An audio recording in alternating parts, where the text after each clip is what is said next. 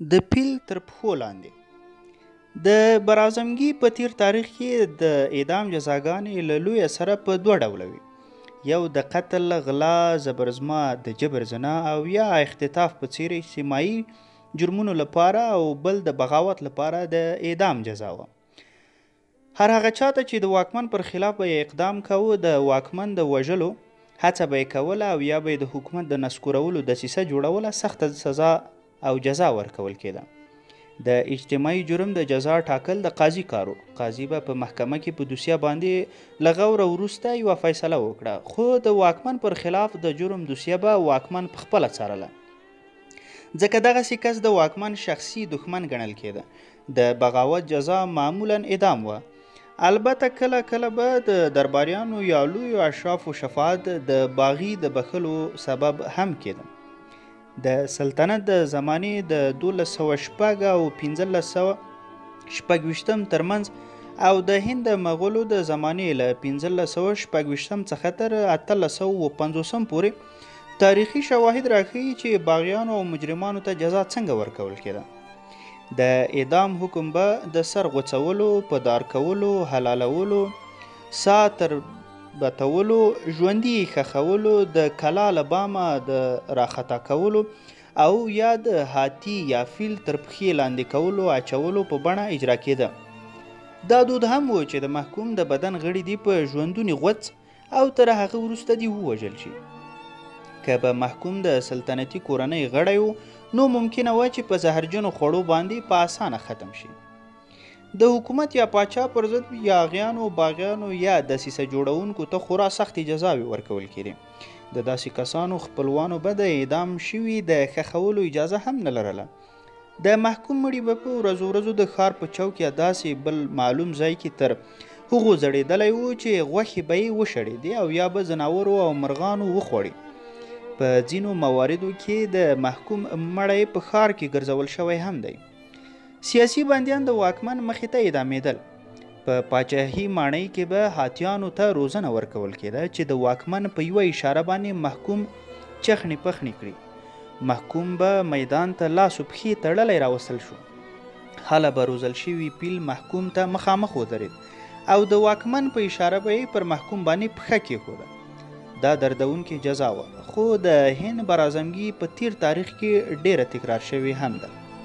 همدا جزا د جلال الدین خلجي په دوره کې له 1290 نه تر 1296 پورې سیدي مولا ته ورکړل شوه چې د واکمن پر خلاف یوه دسیسه کې د لاس لرلو شک ورباندې راغلی و. علاالدین چې په جلال الدین پسې له 1298 تر 1414 پورې پاچاهي وکړه، د چنګیزي مغولو د یرغل له تنبولو وروسته ټول جنگي اسیران د پیلانو تر پښو لاندې چخنې کړل. د دې پیښې په اړه د دغه سلطان د زمانې مورخ ضیاءالدین برني لیکلی دي چې سلطنتي تخت د وینو په دریاب کې ډوب شو.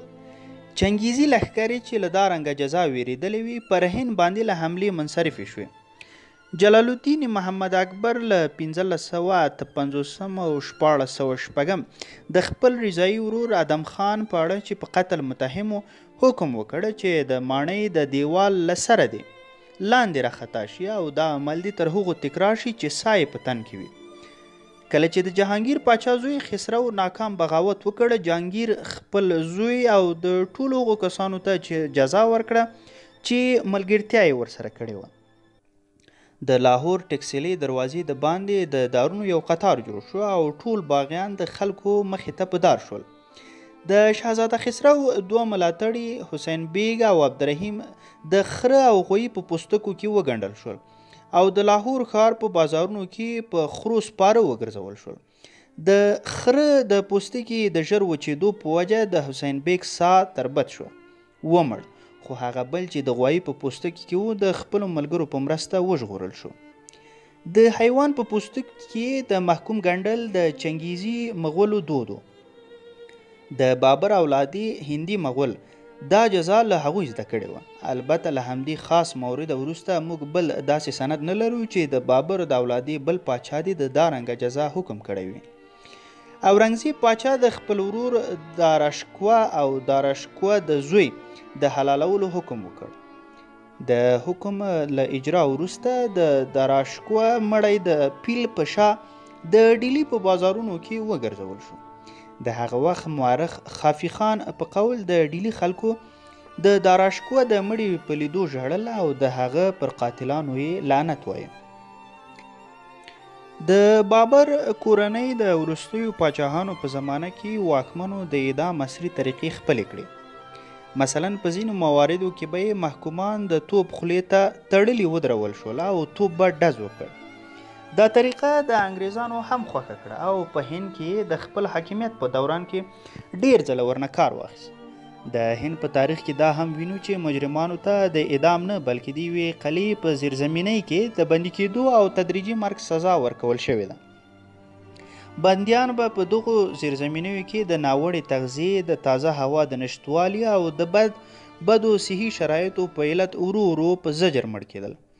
یو ایټالیایي سیلاني منوچي چې د 1458 او 1903 کلونو ترمنځ هند ته تللی لیکي چې د هند د مغولو پاچایانو دا عادت دی چې سیاسي بندي ته داسې زهر ورکوي چې صحت یې ورو ورو خراب او په آخره کې ومري.